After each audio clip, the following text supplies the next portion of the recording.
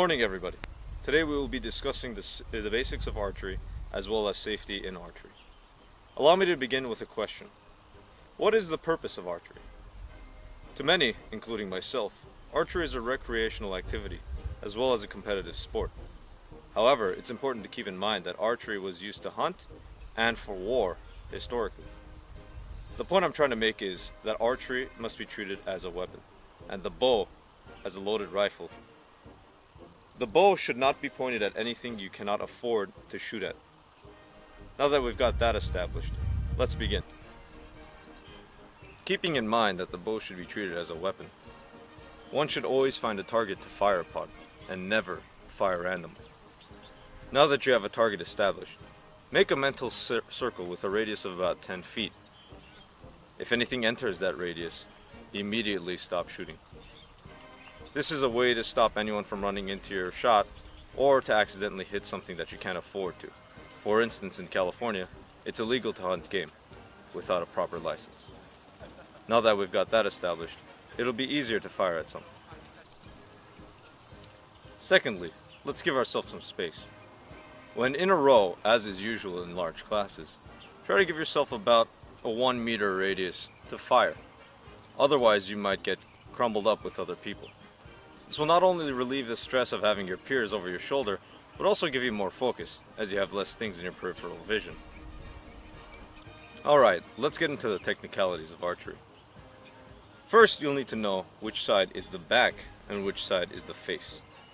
This side of the bow, which is right now pointing the camera and is pointing away from me, is called the back. However, the surface which is pointed towards me and is pointed away from the camera is known as the face. It's a little counterintuitive. What I'm trying to get at here is it's important in archery to know the anatomy of your bow. The string, the handle guard, the arrow rest, all of these are integral in learning archery. Let's begin with some footwork. Right now, pretend as though I'm pointed towards the target being the camera. In a conventional boxing stance, you'd kick back your leg and make a 2-line front. However, in archery, we want to make it a 1-line front. So you might want to have your front foot angled like so, and your back foot as so. This way you have one angle line. It all falls under one line. Now that you've got your footwork down, let's begin with moving your torso. Move your torso in about a 45-degree angle where the target, you, and say a line perpendicular to the target create a 90-degree angle. And your chest should intersect this angle, going straight in a 45-degree angle. Now that we've got that down, let's begin.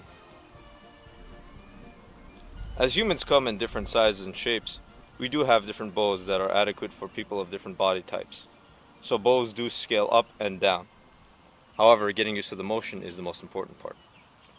So now that you've got the back of your bow facing a target, you'll notice on your bow, you'll have a part of the string which is different textured. This is most often where the arrow goes. Some other strings do have a marking where the notch should go. However, the notch should really depend on your shooting style. The shooting style we're going to be doing today involves hanging the string around your jaw. Allow me to demonstrate. You get your index finger, your middle finger, and your ring finger, and you most often have them covered in a leather strap or in a leather glove. When pulling back a string, it's important to have some sort of leather strap to protect your fingers and to reduce friction. Often you'll have the index, middle, and ring finger covered by such a leather strap. What we'll be using these three for is an 1 over and 2 under finger grip. By that I mean your index finger will lie above the notch of the arrow, while your middle and ring finger will lie below. Now that you've got the back of your bow face towards the target, we can begin pulling back the string. I will demonstrate without an arrow, but do not release when there is no arrow in your bow, as it just reduces the tension of your string. Remember this textured part over here? Imagine there's an arrow between my fingers. We're going to pull back the bow and use our thumb to wrap around our chin. Now that we've got that, the string should align with your eye. This creates an accurate shot. Alright. Now that you've got that down, all we have to do is notch an arrow and let it loose. However, always remember, Don't shoot at anything you can't afford to.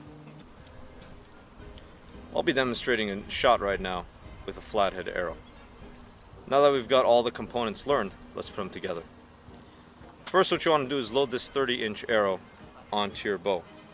You use the arrow rest opposite of your dominant hand, which is presumably the one that you'll be shooting with. So notch it onto the textured part and try to get into a straight line or as close as possible. Now, using what we learned, index finger over, middle and ring finger under. So we're going to draw back, have the back facing the target, pull back,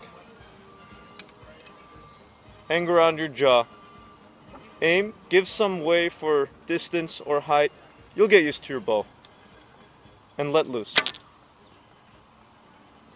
And that's going to be one complete shot.